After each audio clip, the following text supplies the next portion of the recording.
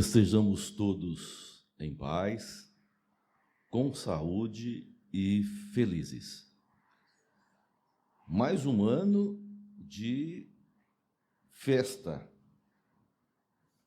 Mais um ano em que nós, que fomos convidados a essa casa, comemoramos juntos esse foco de luz.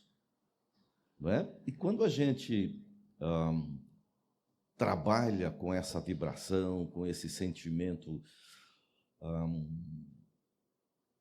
do bem, estabelecendo conexões saudáveis, normalmente a gente agradece a 3 grandes grupos. O primeiro grande grupo somos nós, que estamos aqui. Não se comemora um aniversário sem os convidados. Vocês imaginam a gente cantar parabéns com todo mundo ausente? Não é? A festa não ficaria com o mesmo brilho.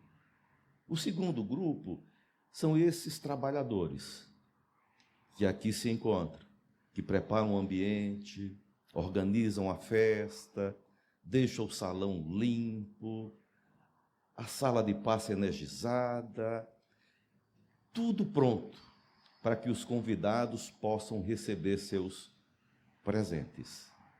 Os convidados na festa de aniversário de uma casa espírita não trazem presentes, eles ganham os presentes.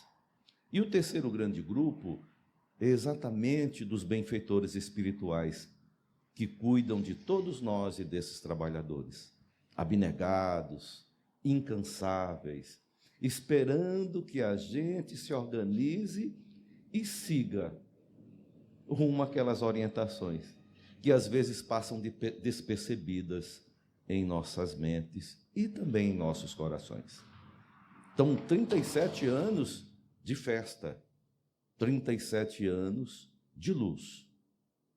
Às vezes aparecem sombras, mas não é por conta da luz. É que nós que recebemos essa luz, não deixamos que ela penetre em nosso interior e faça brilhar do outro lado, do lado mais íntimo, do lado mais interno. E aí aparecem as sombras. Quando nós estivermos preparados para deixar a luz brilhar, quando não formos mais anteparos da luz, as trevas desaparecerão em nosso derredor. Quando a gente vai estudar o tema de hoje, onde o foco central é das trevas à luz, isso já indica um caminhar evolutivo dos mais fantásticos que nós podemos absorver. A gente começa a trilhar pelo caminho que as grandes religiões trouxeram para a humanidade. Basicamente, em todas as culturas, diz-se que o divino mandou que a luz se fizesse, porque no princípio eram as trevas. E a gente começa a pensar, poxa, trevas e luz, mas isso é um estudo para a dualidade? Sim, é um estudo para a dualidade. Quaisquer que sejam os extremos, eles são duais. Mas a dualidade só existe para aquele que a observa. E no caso, o observador somos nós. E como é que nós nos tornamos observadores da dualidade? O que aconteceu? Como é que nós chegamos aqui? Como se formou essa consciência que eu tenho a respeito das coisas que me cercam e de mim mesmo? Entra o fundamento, a fundamentação da doutrina espírita, que diz que Deus cria o espírito simples e ignorante. simples e ignorante. Simples. Tudo no universo, meus irmãos e minhas irmãs, leva à simplicidade. Tudo.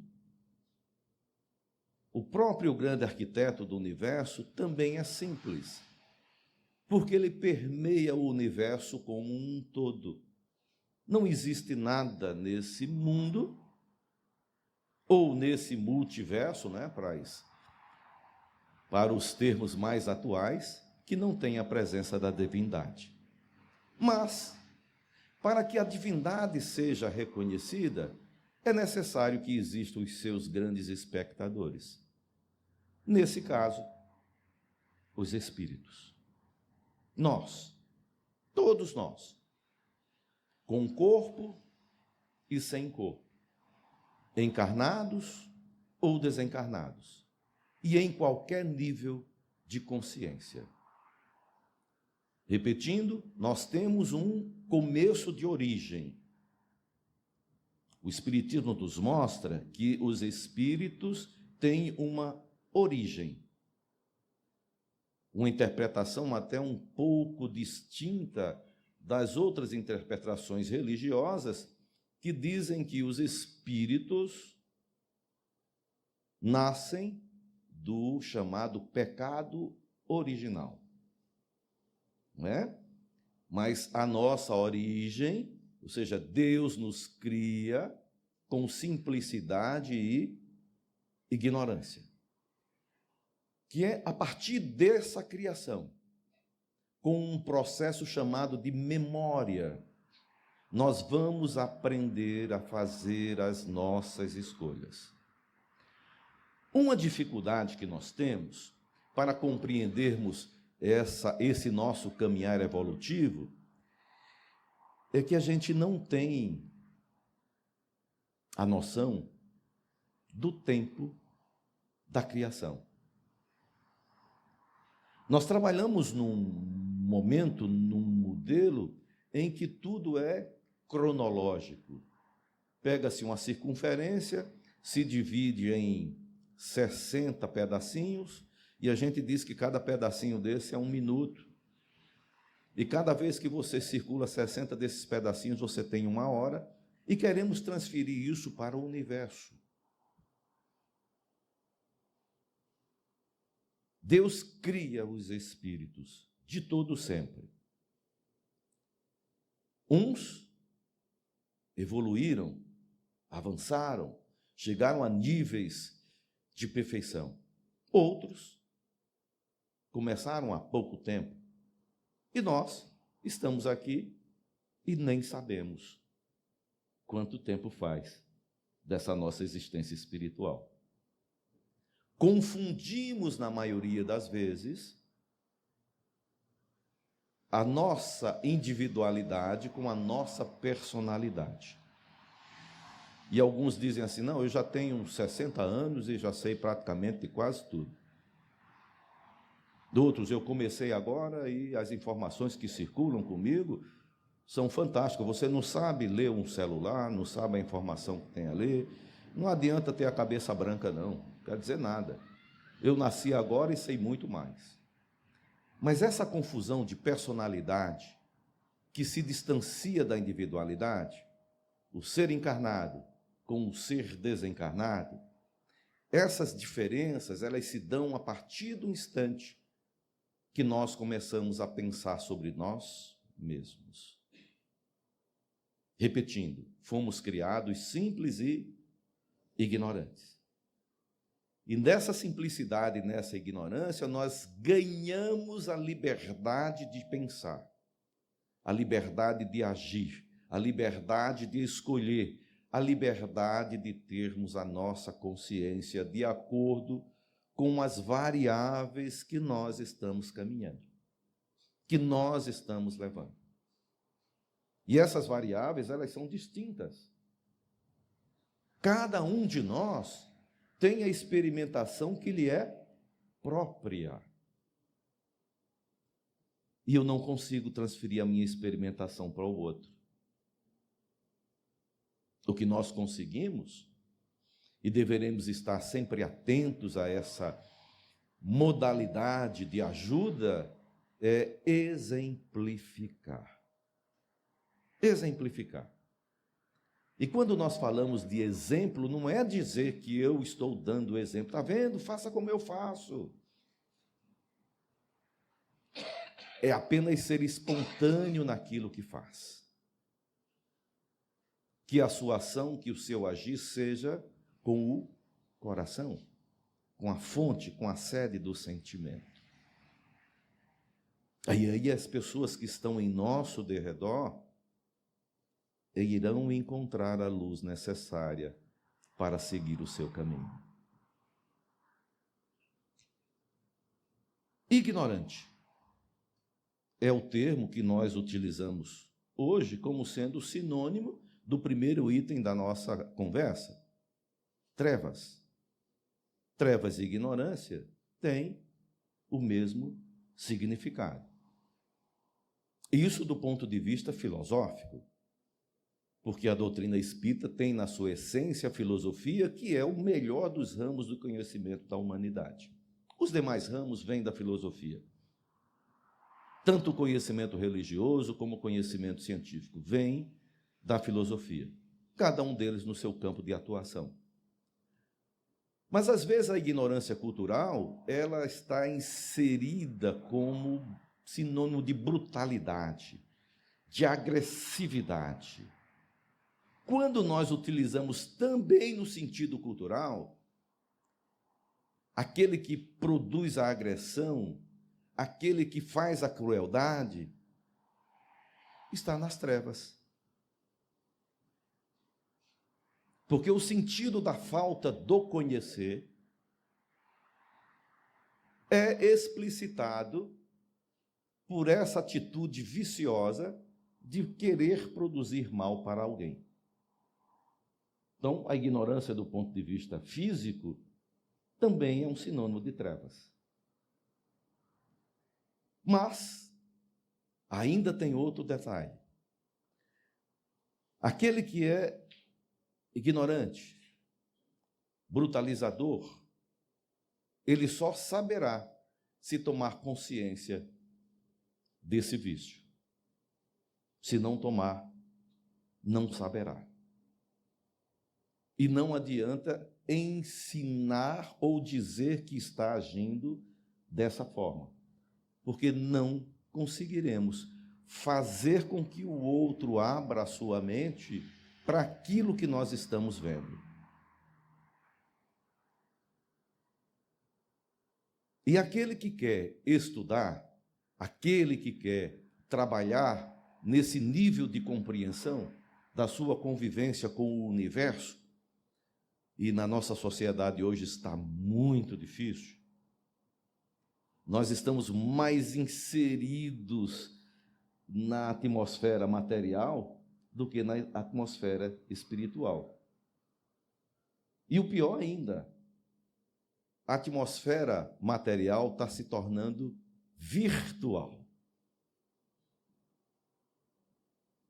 ultrapassando praticamente os níveis do sensório.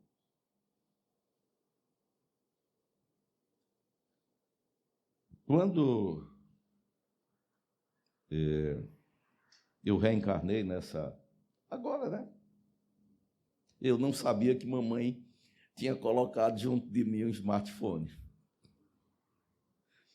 Levei quase 60 anos para aprender que esse negócio faz parte do meu corpo. E praticamente não tem jeito. Está aqui, mas de vez em quando ainda dou uma olhada para ele. Compreendem? O que a virtualidade da matéria faz conosco enquanto personalidade, enquanto nós não começarmos a utilizar esses facilitadores para a compreensão do espiritual, da espiritualidade. Porque nós vamos ter mais tempo, mesmo cronológico, para exercitarmos o nosso caminhar na espiritualidade. E o exercício desse facilitador vem com os ensinamentos de Jesus, o Cristo.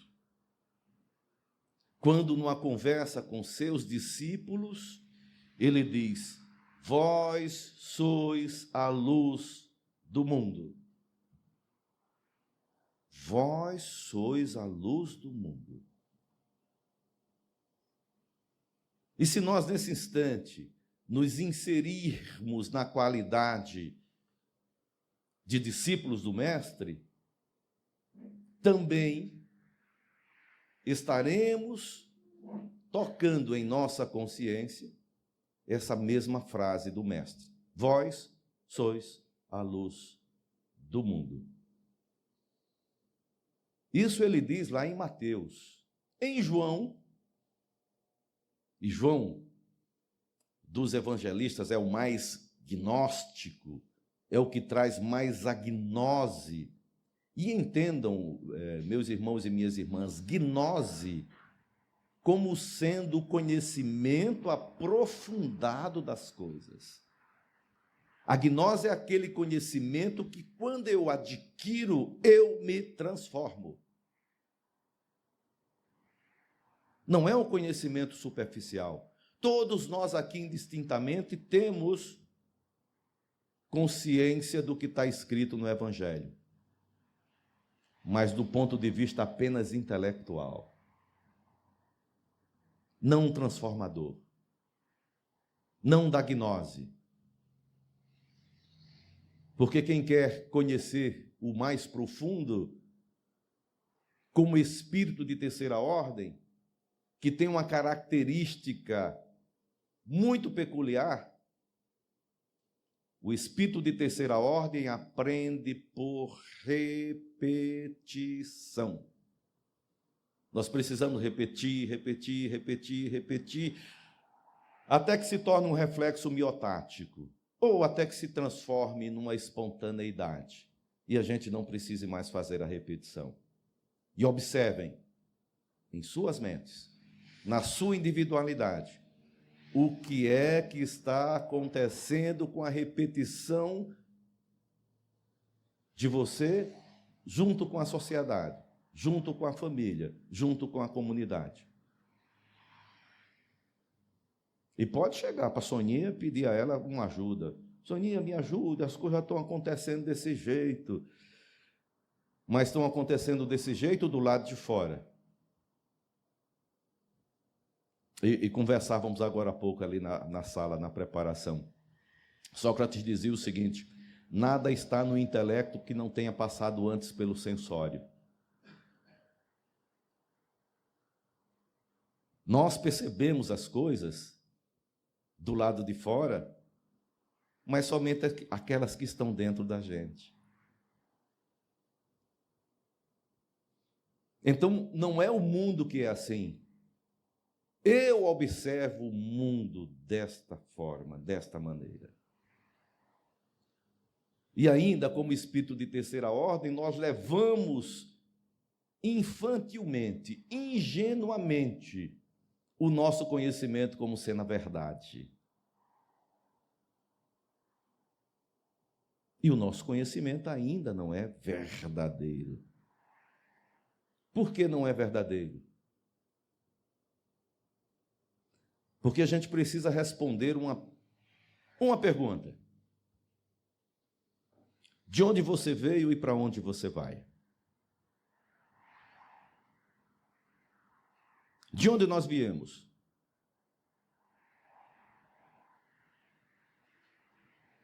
Não é?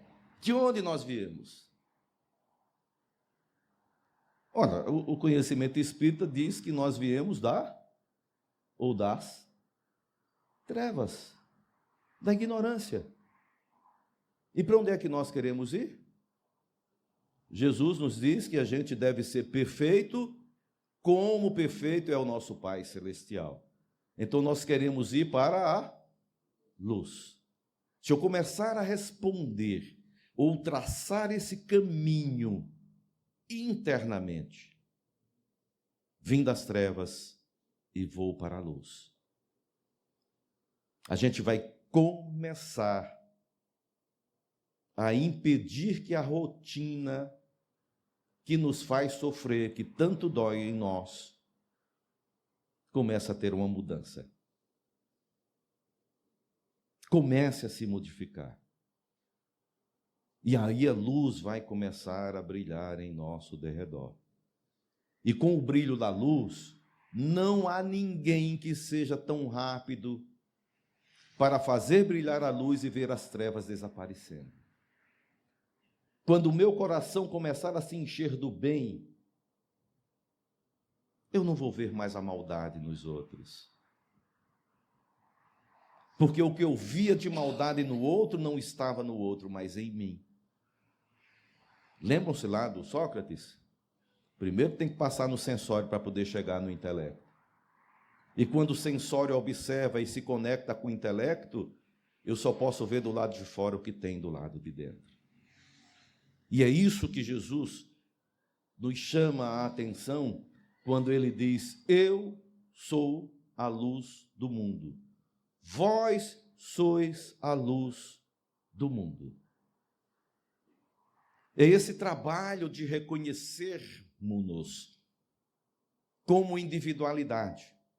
Começar a trabalhar a nossa personalidade, porque o que mais nos atrapalha na evolução espiritual é a nossa personalidade. Que muito de nós acredita que quando a gente desencarnar vai levar o CPF, a carteira de identidade, a conta bancária, até aquela carteirinha de bônus horas. Porque nós confundimos, nós fazemos essa confusão. Nesse estágio que nós estamos, ainda a gente diz assim: as trevas me perseguem. Quando dizendo que as trevas são aquelas pessoas ruins que estão em derredor da gente, né? Olha, as trevas só cercam as lâmpadas apagadas.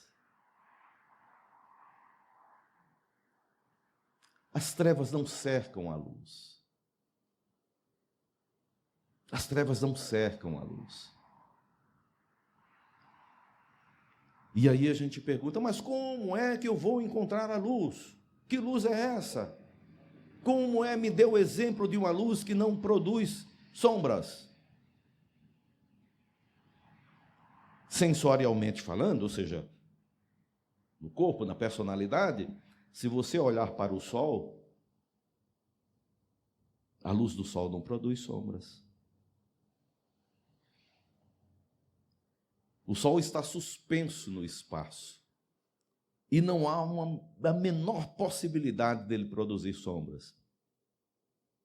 A luz do sol, ele toca a todo o sistema solar, a todas as pessoas. E se nós fizermos uma relação entre o sol e aquele que nos guia, nós vamos compreender que Jesus é o nosso sol. Que Jesus é o farol que acende a luz, mas somente aqueles que identificam a luz é que seguem em direção do Mestre. A luz do Mestre continua acesa, mas pouquíssimos conseguem compreender, porque tratam Jesus apenas com a personalidade de um ser que está num livro. E não que transforma as mentes e os corações. E ao identificarmos esse farol que é o Mestre e caminharmos em direção dele, o nosso coração começará a encher-se com essa mesma luz. E ele brilha. E ao brilhar, nós passamos também a iluminar aqueles que nos cercam. Mas é necessário ir em direção à luz. É necessário encher o nosso coração da luz do Cristo. E quando ele ensina-nos através da luz, ele diz que é a vida, ele diz que é a verdade, ele diz que é a água que mata toda a sede, que é o pão que alimenta toda a fome. Ele diz: vinde a mim, e eu vos iluminarei. Porque o que falta para a gente começar a ser e a compreender a felicidade que nos é dada pelo poder da criação, é a iluminação.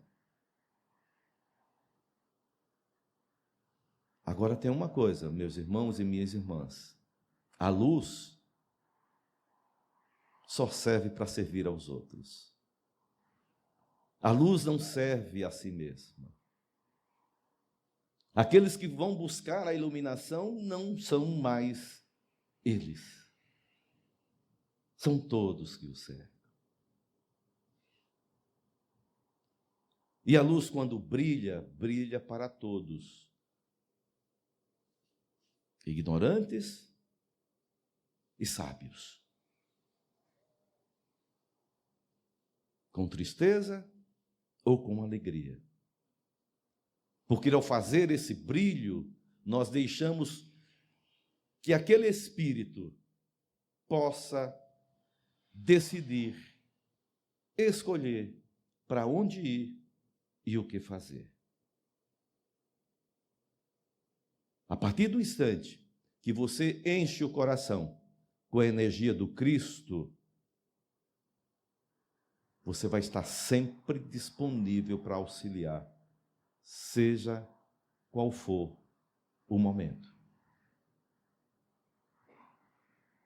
E eu não posso impedir que o outro escolha o caminho. Ele tem que escolher o caminho. Eu posso até acender a lanterna. Eu posso até fazer brilhar a luz, mas quem caminha é o outro. E nesse caminhar das trevas à luz, talvez o maior entrave seja querer fazer com que o outro seja feliz com aquilo que eu estou dizendo, com as minhas orientações.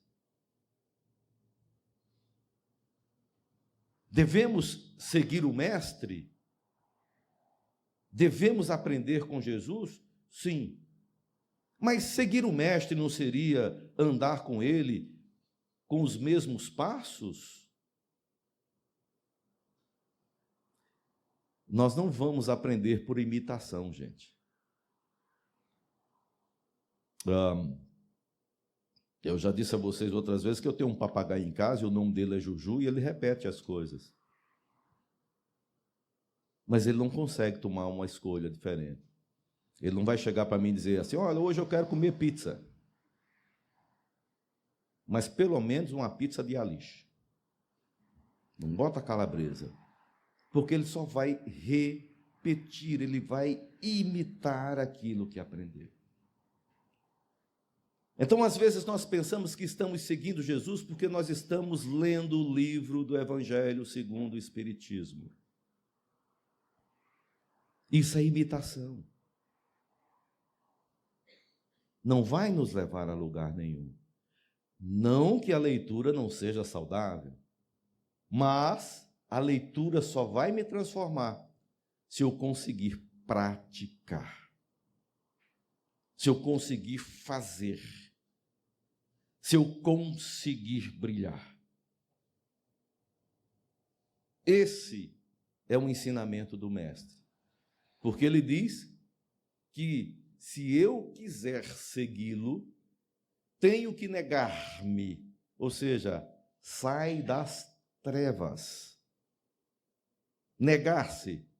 Negar-se quer dizer tirar toda aquela verdade que não é verdadeira, pode ser até certeza, porque também é um dos componentes da nossa existência. A gente confunde certeza com verdade. Certeza é momentânea. Os benfeitores espirituais e Kardec nos diz que a verdade é sempre. E a verdade está em constante movimento. A verdade está em constante aprendizado. Porque a partir do momento que eu adquiro uma consciência, eu já não penso mais como antes. Eu adquiro um ponto mais de luz. E aquilo que era treva anteriormente, que parecia ser a luz incandescente, já não é mais.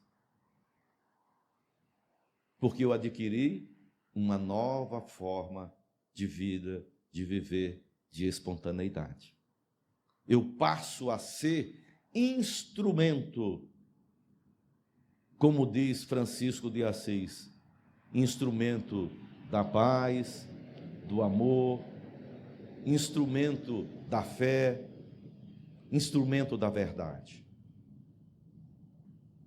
E o instrumento não é utilizado pelo próprio instrumento. O instrumento é algo que os outros o utilizam para fazer suas medições, tirar as suas dúvidas ou acrescentá-las, de forma que aquele que tem a luz do Mestre em seu coração, aquele que entendeu, vós sois a luz do mundo, estará sempre disposto, estará sempre aberto para novas caminhadas, para novos rumos, para novas escolhas, sem medo de errar, sem medo de errar. O acerto e o erro são modalidades de escolha. Eu não sei se a decisão que eu estou tomando agora é certa ou errada. Isso será uma questão de futuro. E quando eu descobrir se é certo ou se é errado, a decisão foi feita no passado. Olha que coisa! Olha como é que nós precisamos estar sempre com a mente aberta agora.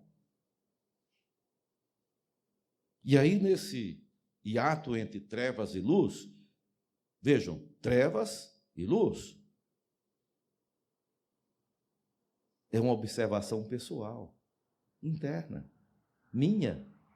Sou eu que vou identificar as trevas, sou eu que vou identificar a luz. Como é que eu faço essa identificação? Fazendo a reflexão. Vê quais são os vícios que você tem.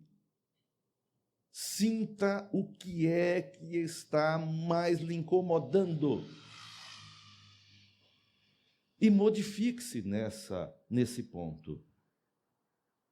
Faça brilhar a luz sobre essa incomodação. Reflita. Esclareça-se. Peça ao Mestre. Aprenda com o Mestre. E esse caminhar é reflexivo, sempre reflexivo. A diferença que faz com que aquele evoluiu mais rápido que eu é porque ele pensava sobre aquilo que estava aprendendo. Porque às vezes quando a gente fala na espontaneidade, nós pensamos que é um ato mecânico. Não é um ato mecânico. Um ato mecânico, por exemplo, é piscar o olho. Não é? Porque a gente até então nem precisava. Agora está tudo, se piscar o olho eu sei. Não é? Porque você voltou a sua atenção para o ponto. Isso é mecânico. A espontaneidade do espírito é aquilo que ele experimentou, aquilo que ele sabe que lhe faz bem, aquilo que ele sabe que é correto, aquilo que ele sabe que é bom para todos. Então ele age com a espontaneidade. Tá? Não é um automatismo, é algo pensado, é algo que é exercitado, como diz Agostinho. Pensa, reflete sobre teu dia a dia, verifica o que você fez e que pode melhorar, e tudo que nós fazemos, mesmo de bom, pode ser melhor, porque nós ainda estamos caminhando rumo à luz. Ainda temos bastante sombras, ainda somos bastante ignorantes. Mas eu já experimentei muita coisa da minha vida. Ótimo, eu também acho que sim. Olha, quando o elétron muda de órbita, ele se apaga ou se acende? Ah, mas o que é que isso tem a ver com... Quando Deus criou a individualidade, foi simples e ignorante. Mas e o que é esse simples? É um átomo?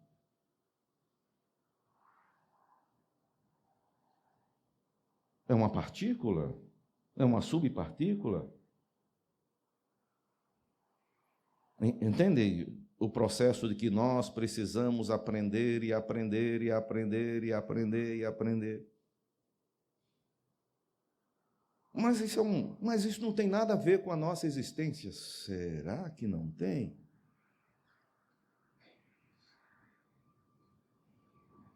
Nós temos na nossa simplicidade o primeiro mecanismo para utilizarmos no aprendizado das coisas, que filosoficamente a gente chama de crença. Crença é algo que a gente sabe que tem, sabe onde está, mas não tem como explicar. Mas a crença me dá um norte, me dá um rumo. Se eu quiser estudar espiritismo, a primeira premissa para estudar o espiritismo é crer em Deus.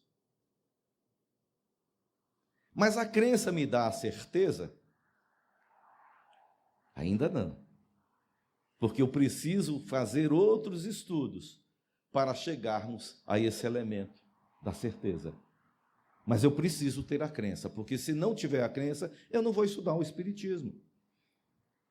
Porque todas as lições que a doutrina espírita me traz como esclarecimento têm essa base fundamental, a crença na existência do princípio criador. Não é assim, Sonia? É um princípio básico. Crença. Eu não sei explicar por quê. E não me perguntem também, porque também não vou conseguir explicar, mas eu acredito, eu creio em Deus. Mas aí existem outras crenças que nós precisamos conservar ou modificar. Que nós precisamos conservar ou modificar. O que é que eu preciso conservar? Mas quando a gente diz conservar, estamos falando de aprimorar sempre. Tá certo? Não é para conservar, para ancorar, não. Espírito de terceira ordem não pode ter um ancoradouro, não. Se ele ancorar, não evolui. Estaciona. Fica ali esperando que o progresso chegue e o progresso não para. Tá? Então, o que é que eu tenho de crença que eu preciso rejeitar? Toda crença que lhe constrange. Toda crença que impede de você fazer o bem a outra pessoa, ao próximo. Toda crença que me estagna.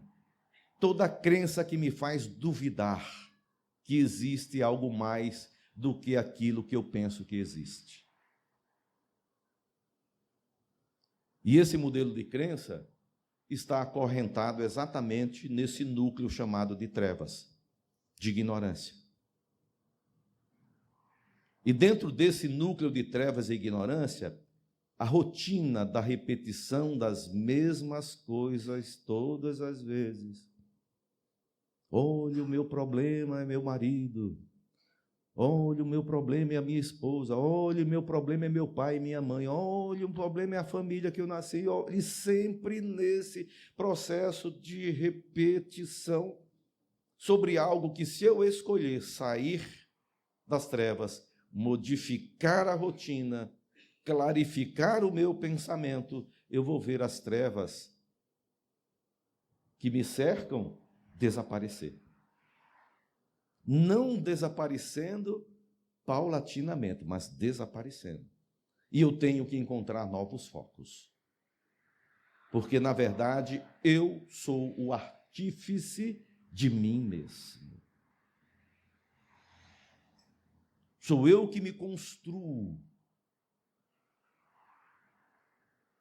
Sou eu que digo que caminho seguir. Sou eu que digo isso. Não peçam aos outros para dizer para onde você vai. Mas também não pare. Siga. Os exemplos estão aqui no Evangelho. Mastigados, trabalhados, exemplificados, de forma muito clara. Se não tiver claro para mim, aí sim, vamos estudar mais, vamos aprofundar mais. Nós precisamos aprender pouco a pouco? Sim, pouco a pouco. Não pense em fazer todas as obras que o Mestre fez de hoje para amanhã. Mas a cada hoje, faça um pedaço. A cada hoje, intensifique fazer algo. Fixar algo. E aí nós não vamos ter mais tempo a perder com diversas criações que nós temos e que nos cercam. E aí eu vou cuidar de mim para cuidar dos outros. Porque se eu for dar algo a alguém daquilo que eu não tenha,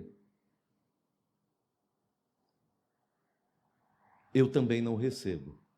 Não é? Às vezes a gente doa coisas às pessoas que a gente não recebe de volta. E isso está fora do processo da caridade. A caridade consiste em dar aquilo que eu recebo de volta. Tudo que eu doar ao próximo, eu recebo de volta. Isso é a caridade. Então não doe nada daquilo que você não recebe. Quando eu dou o que não recebo, eu ainda permaneço escondido naquela ignorância. E eu tenho que descobrir, meus irmãos e minhas irmãs, eu tenho que descobrir o que é que eu tenho de vício. E o vício, na verdade, que está lá associado, como diz Kardec na doutrina espírita, associado ao orgulho e ao egoísmo, se eu não conseguir desentranhá-los, ele passa a ser verdade. Porque o vício é um dos sentidos ou sentimentos de espontaneidade que a gente tem. Porque nós executamos sem pensar. E eu só posso refletir sobre isso. Alguém por aqui já conseguiu dizer ao outro que ele estava errado, que estava fazendo as coisas erradas e ele se corrigiu? A gente perde um bocado de tempo com isso, né? Faça como eu estou lhe dizendo, porque eu sei o que é melhor para você. Será que eu sei o que é melhor para o outro? Posso até saber, porque Jesus assim me ensinou. Fazer o bem sem olhar a quem. Fazer o bem sem produzir trevas. Quando eu olho o que é que o outro está fazendo, eu estou produzindo trevas, estou tentando apagar a luz que ele tem. E o brilho da minha luz, ou o brilho da luz, ensina o mestre, deve ser colocado no mais alto, para que possa iluminar cada vez mais distante, e no tamanho necessário. E no tamanho necessário. Então, essa grande luta entre as trevas e a luz, entre a evolução espiritual e a consolidação da personalidade, é algo que nós devemos facilitar dentro de nós mesmos. Tira um pouco de tempo para fazer contemplação. Contemplação é uma técnica de aprendizado que faz com que, no momento que nós estamos exercitando, a gente deixe as nossas âncoras afastadas. Senão a gente vai pensar, olha, eu Eu tenho gritado muito com as pessoas. Eu vou parar de gritar. Não, mas vou não. Ó, e com fulano não dá certo, não. Ele só vai no grito. Tá certo? É assim mesmo. Então, contemplação, não grita com ninguém. Você gosta que alguém faça isso com você? Então, contemple. Afrouxe as amarras. Solte-se. Vá e caminhe em direção à luz. A casa espírita, ela tem esse agente facilitador. Aqui, nesse instante, talvez poucos saibam do benefício que estão fazendo para outras pessoas que vocês nem conhecem. É bastante dizer que o seu coração é sensível ao bem. Essa energia que a gente canaliza e que está indistintamente colocado sobre cada um e em cada um,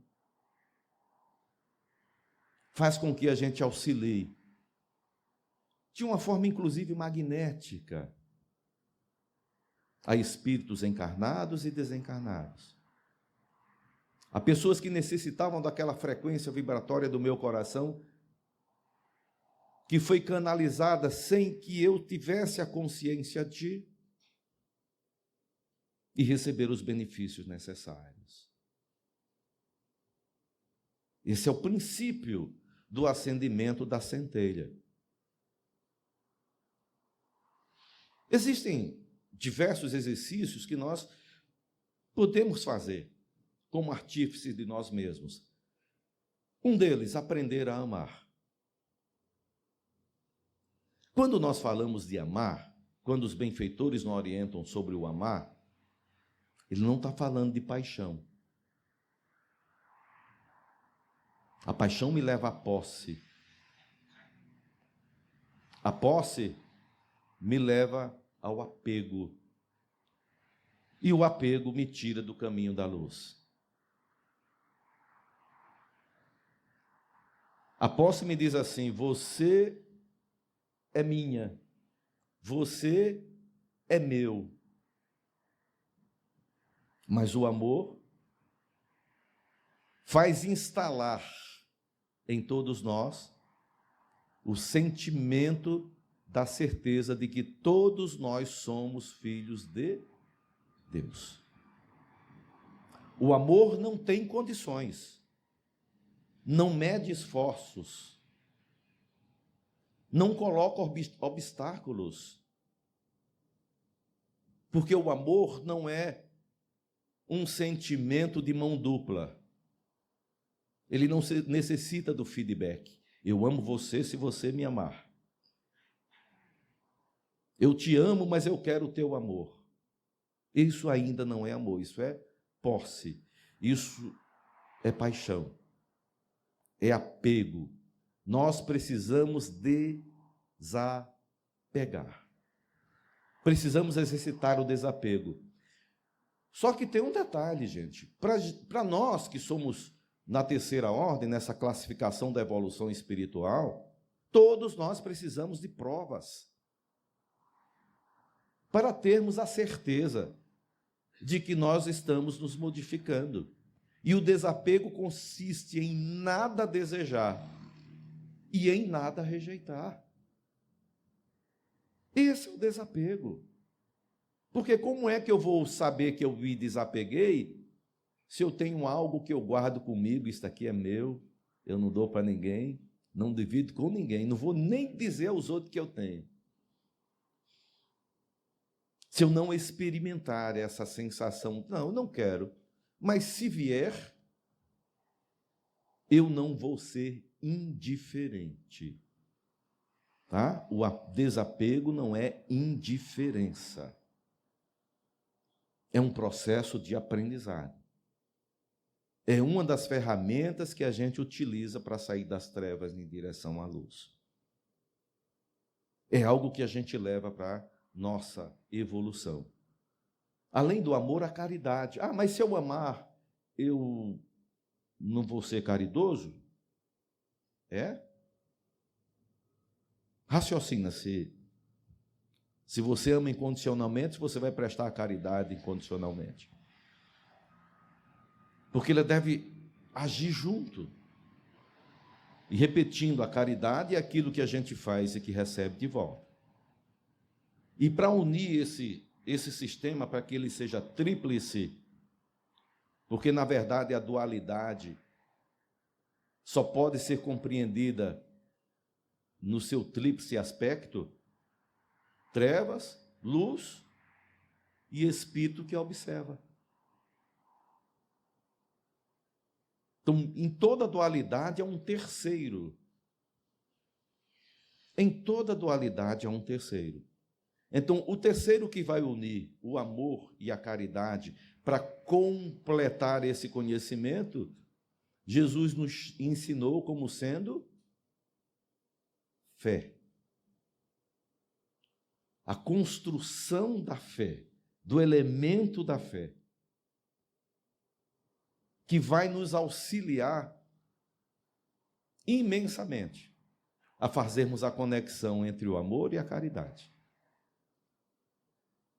Ao darmos a consistência de avançarmos constantemente em direção à luz.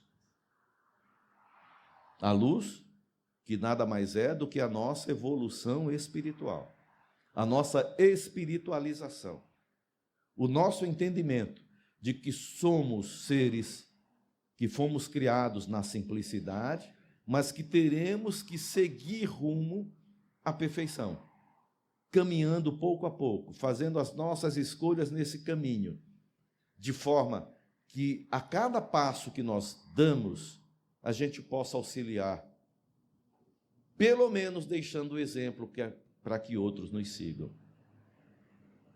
Pelo menos o exemplo para que outros nos sigam nessa caminhada tão estonteante, cheia de conhecimentos, que nos pede de vez em quando que a gente pare um pouco. Que a gente pare um pouco. E até diga: Senhor, fazei-me instrumento da vossa paz. Onde houver ódio, que eu leve. Onde houver desespero, que eu leve. Onde houver tristeza, que eu leve a alegria. Onde houver trevas, que eu leve a luz. A gente para, pensa, solicita aos benfeitores que nos ajudem nessa instrumentalização. E aí esse pequeno artífice que está fazendo a construção de uma individualidade, saiba de onde veio e para onde vai.